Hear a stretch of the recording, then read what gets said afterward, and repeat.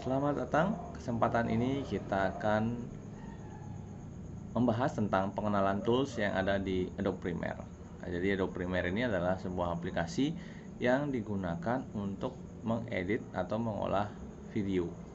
Jadi seperti yang kalian lihat, ketika kita membuka Adobe Premiere maka akan dihadapkan dengan menu ada New Project, ada Open Project. Jadi kalau misalkan kita sudah memiliki sebuah project sebelumnya, Anda tinggal membuka project tersebut. Tetapi kalau kita belum memiliki project sebelumnya, maka kita harus membuat project baru dengan mengklik New Project. Nah, ketika kita mengklik New Project ini, maka akan dihadapkan dengan window New Project seperti ini. Jadi yang di atas, paling atas itu ada nama projectnya. Misalkan kita ketik di sini latihan 1. Nah, terus lokasi penyimpanan kita tentukan dulu. Jadi untuk menentukan lokasi penyimpanan itu saran saya kita jadikan satu file dengan video mentah atau footage yang kita punya, supaya nanti kita tidak bingung videonya di mana, habis itu projectnya di mana. Jadi kalau saya sarankan kita jadikan di satu buah folder supaya kita nggak bingung. Jadi ketika kita nanti ingin memasukkan gambar ataupun musik, latar belakang musik, jadi kita juga simpan dia dalam satu buah folder yang sama dengan project yang kita simpan ini. Oke, kita select folder karena di folder video inilah yang saya simpan footage atau gambar video-video mentah yang akan kita edit. Nah, di sini ada video, audio kita biarkan saja seperti standar. Dia seperti ini, jadi HDP, High Definition Video, jadi video dengan standar yang High Definition atau standar besar tinggi. Kalau sudah, kita tinggal OK. Nah, di sini Adobe Premiere adalah sebuah aplikasi pengolah video. Jadi sebenarnya kalau sekarang itu ada banyak aplikasi-aplikasi pengolah video, terutama di mobile phone atau handphone, dengan fasilitas yang juga sudah mumpuni dan juga kualitas yang sudah bagus. Jadi kenapa kita masih mempelajari tentang Adobe Premiere? Jadi Adobe Premiere ini memang paling banyak digunakan ketika orang melakukan editing video. Jadi editing video yang memerlukan kualitas gambar yang bagus. Jadi kita memang memerlukan aplikasi Adobe Premiere ini. Dan ketika kita mengambil gambar dengan menggunakan kamera DSLR atau broadcast atau kamera drone, itu kita bisa mengedit menggunakan aplikasi Adobe Premiere ini. Sedangkan untuk aplikasi handphone atau mobile, kita akan kesulitan untuk melakukan editing video-video besar seperti itu. Di situlah kita membutuhkan yang namanya aplikasi Adobe Premiere. Untuk aplikasi di komputer juga ada banyak aplikasi. Contohnya ada Sony Vegas, ada Movie Maker, ada After Effects, dan ada Pinnacle Studio dan lain sebagainya. Jadi di sini saya memberikan materi tentang Adobe Premiere. Kalau jika misalkan kalian ingin mencoba aplikasi-aplikasi lainnya, jadi silahkan, tapi konsep dasarnya itu sama seperti Adobe Premiere.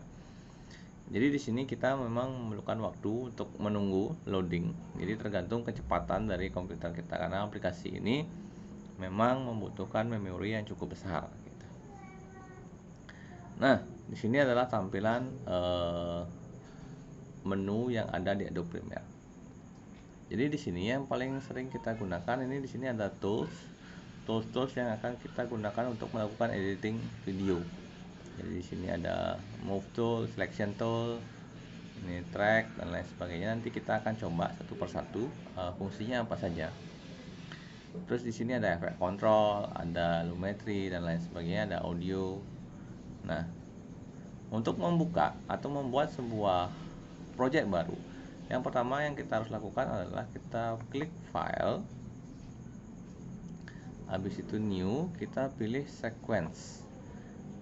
Jadi kita membuat sequence baru. Jadi di sini nanti akan ada sequence yang akan kita buat. Di sini Anda bisa pilih tergantung dari kualitas video yang akan Anda edit. Jadi misalkan Anda menggunakan video dengan kualitas 720, jadi Anda sesuaikan. Kalau misalkan Anda menggunakan DV Fall atau Anda menggunakan digital DSLR berapa 720 dan lain sebagainya. Kalau misalkan Anda tahu, silakan Anda pilih sesuaikan dengan resolusi atau jenis kamera yang Anda gunakan. Jadi resolusi video Anda disesuaikan dengan sequence yang akan Anda buat. Tapi kalau Anda tidak tahu resolusi dari video Anda bisa pilih salah satu. Nanti Adobe Premiere akan mengarahkan Anda apakah ingin menyesuaikan atau tidak. Jadi kita pilih aja dulu yang ini, DSLR. Oke. Saya pilih oke. Oke, tunggu beberapa saat. Karena di sini saya mengedit menggunakan laptop, jadi memang dia agak lambat. Nah, sequence-nya sudah muncul. Jadi kesinilah nanti video yang akan kita edit, kita bawa, kita drag. Nah, untuk mengambil video itu ada beberapa cara. Anda bisa lihat di sini. Di sini ada window project. Di sinilah video-video yang akan kita edit, kita masukkan. Untuk mengambil sebuah video, Anda bisa double klik di sini, import video. Anda ambil video yang akan Anda edit di folder yang Anda sudah tentukan tadi. Seperti saya tadi sudah membuat folder yang namanya feed. Itu adalah folder. Oke, saya ambil salah satu, misalkan ini, saya open.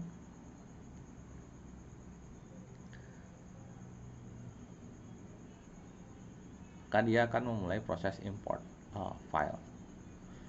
Oke, sini video yang sudah saya import. Untuk melihat video ini seperti apa, Anda bisa double klik pada video ini.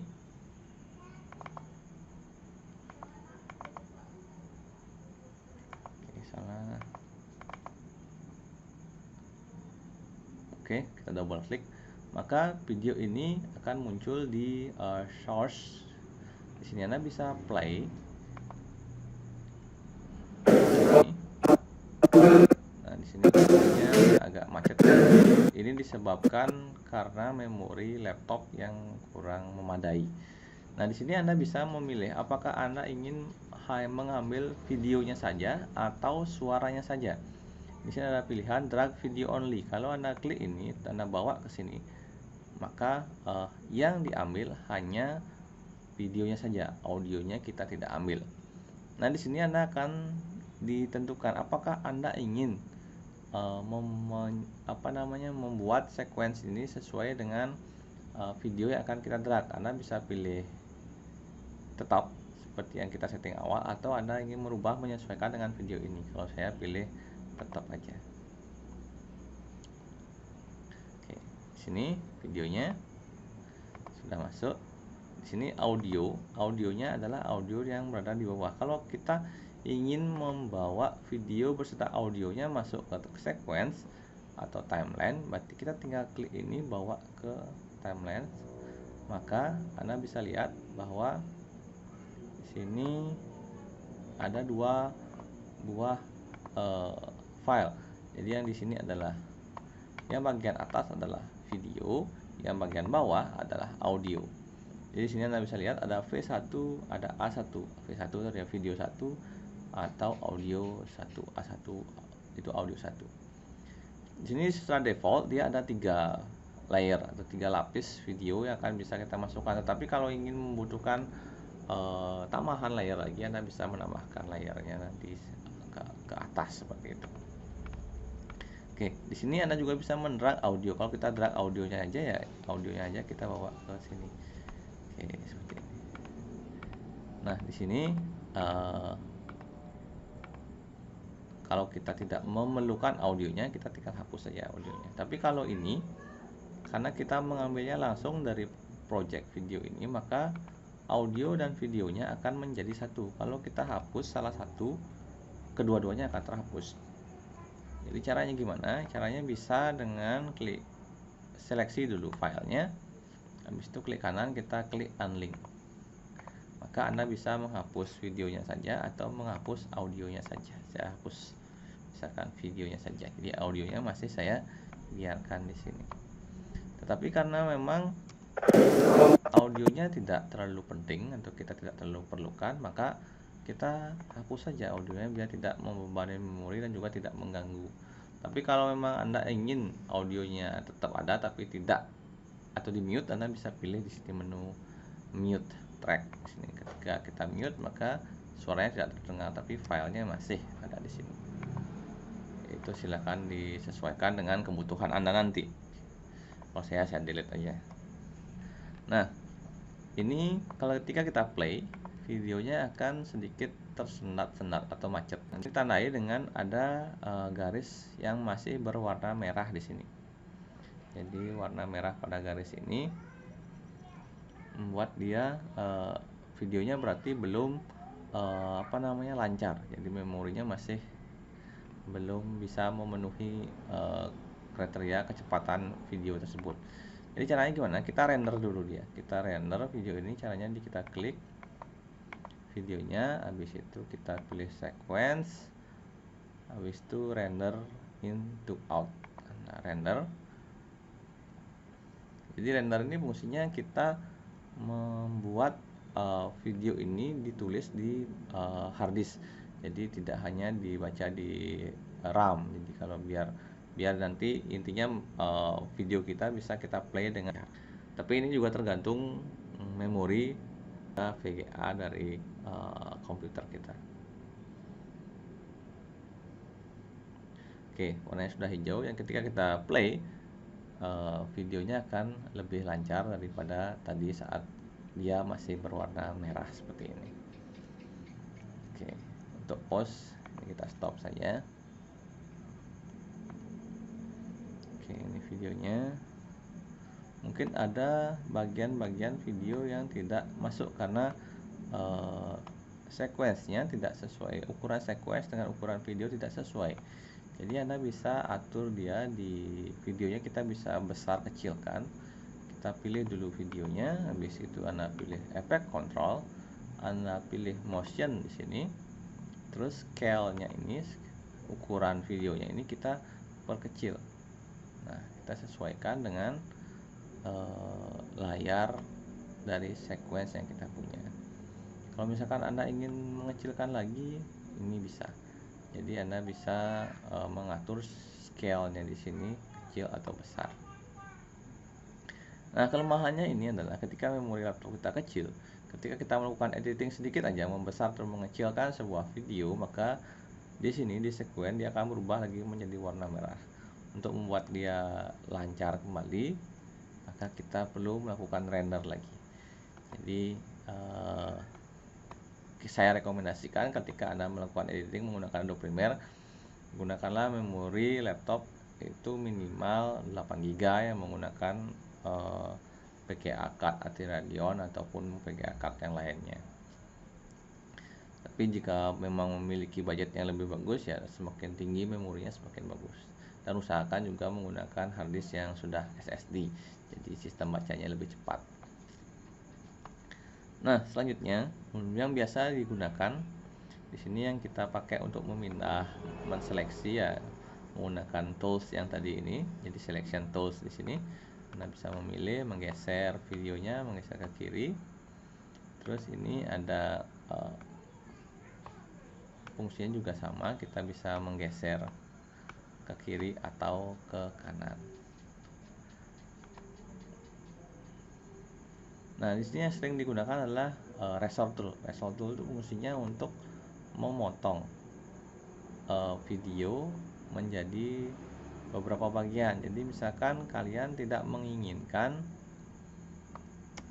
bagian akhir ini karena dia mungkin tidak bagus pengambilan gambarnya atau memang tidak masuk ke dalam naskah. Kalau Anda membuat sebuah film pendek, itu ada gambar yang tidak masuk ke naskah, ya Anda tinggal tentukan gambar mana yang sudah tidak sesuai. Misalkan dari sini Anda tinggal potong tepat di sini, Anda potong, maka dia akan menjadi dua bagian video, bagian satu, bagian dua.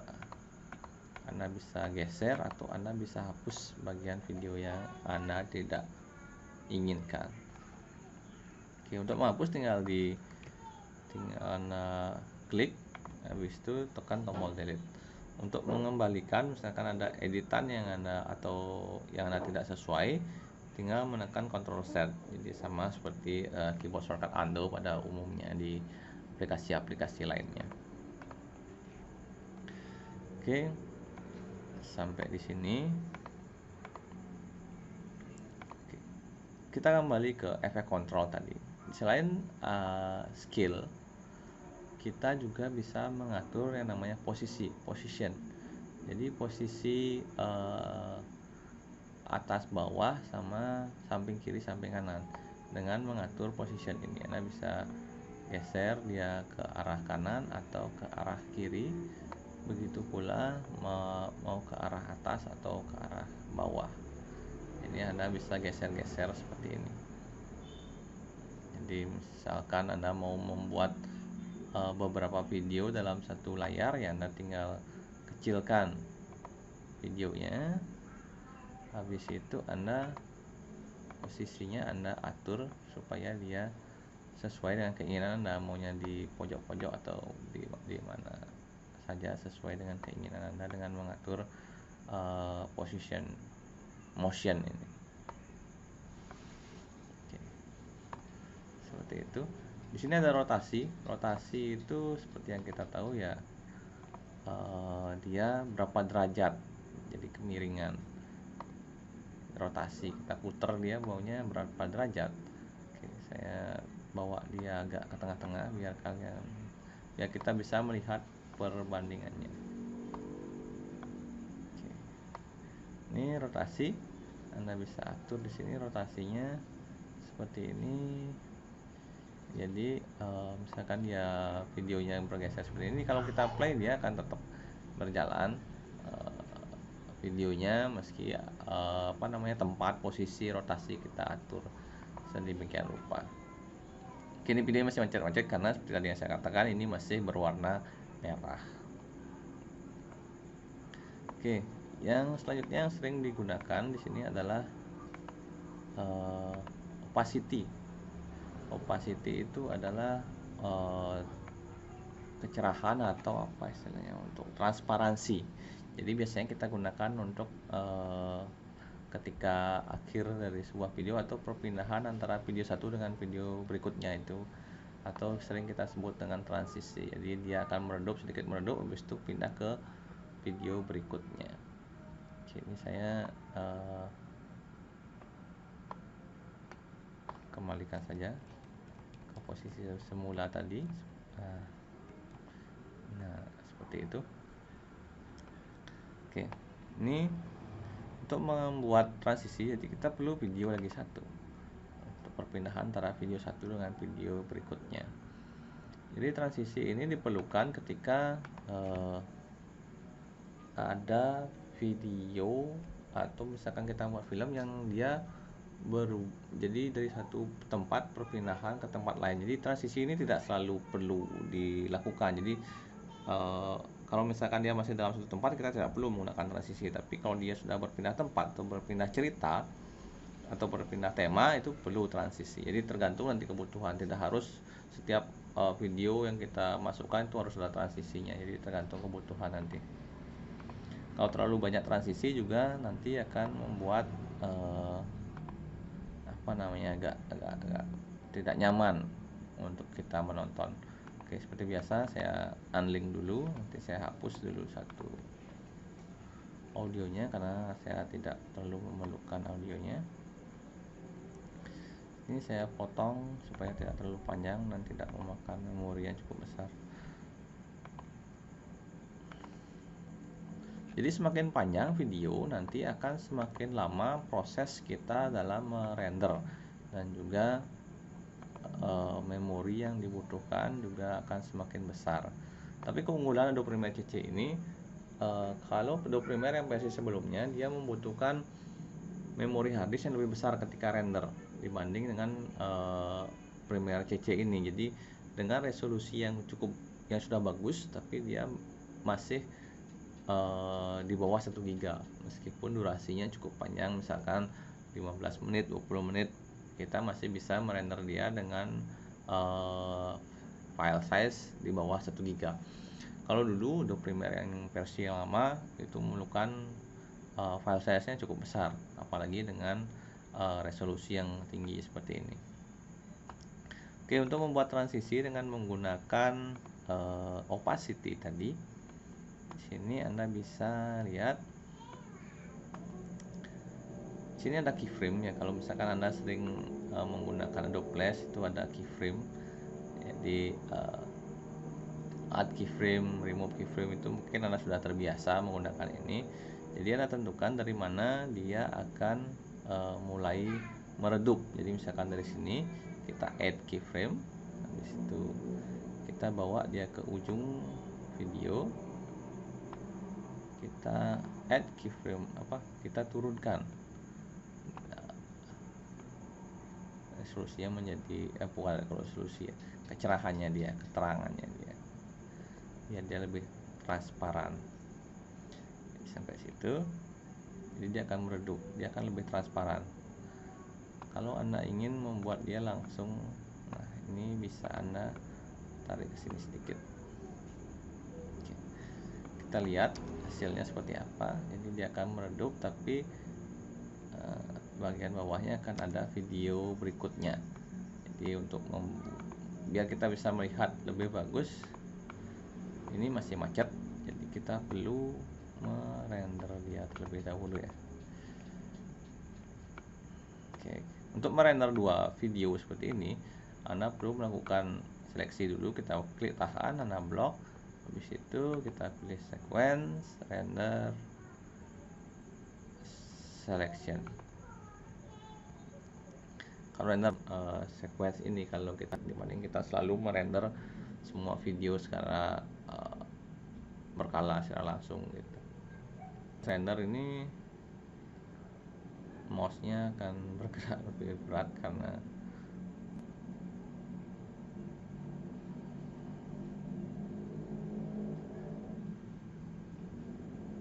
memorinya akan. Oke, proses rendernya sudah selesai, dia akan langsung di play. Kita lihat hasilnya seperti apa.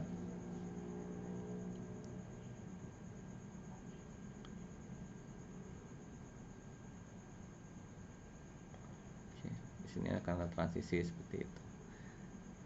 Jadi Anda bisa tentukan transisi Anda sendiri seperti apa. Nah, selanjutnya sebenarnya kalau Anda ingin membuat transisi yang ada di Adobe Premiere, jadi memilih transisi yang ada di Adobe Premiere, Anda bisa mengklik di sini, ada menu efek di sini. Anda bisa pilih ada video transition. Jadi di sini sudah ada pilihan-pilihan video transisi yang Anda bisa masukkan ke dalam Adobe Premiere. Oke, saya contohkan satu.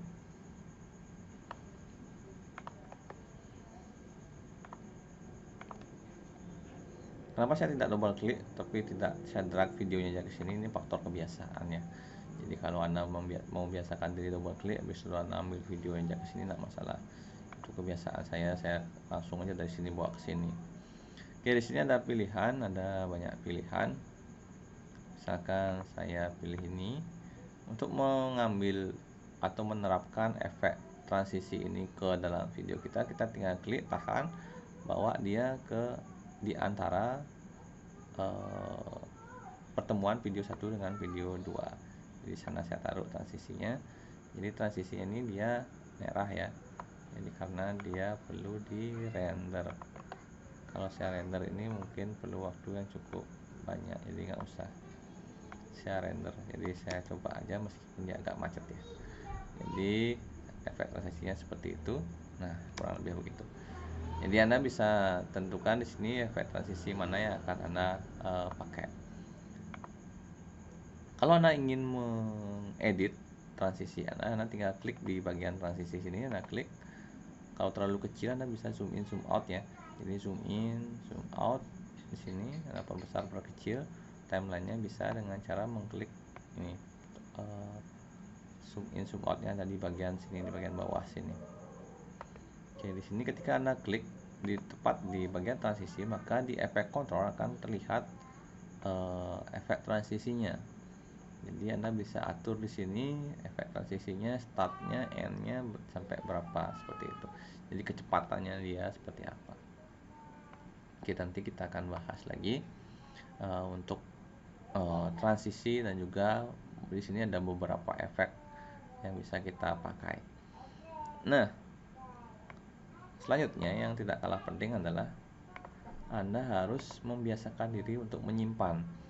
Jadi ketika Anda selesai melakukan edit video, render atau memasukkan video sedikit-sedikit, Anda tinggal tekan Ctrl S untuk menyimpan project Anda. Jadi ini biasanya kita lalai atau kita lupa menyimpan project kita sudah melakukan editing dengan waktu yang cukup panjang, apalagi memori laptop yang kecil, kita membutuhkan waktu yang cukup panjang untuk melakukan editing.